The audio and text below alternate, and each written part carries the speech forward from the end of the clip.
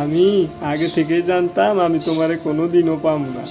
তারপরেও তোমারে কেন ভালো লাগছিলাম জানো?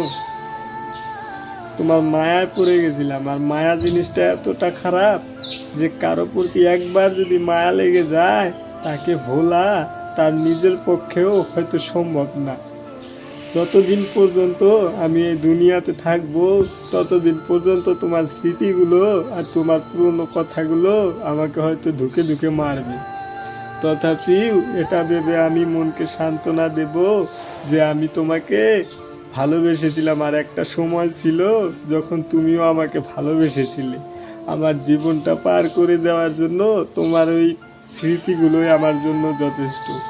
তোমাকে আমি এটা বলবো না তুমি ফিরে আসো, তুমি যেখানে আসো সুখে থাকো, আমার খোঁজ নেওয়ারও তোমার কোনো দরকার নেই।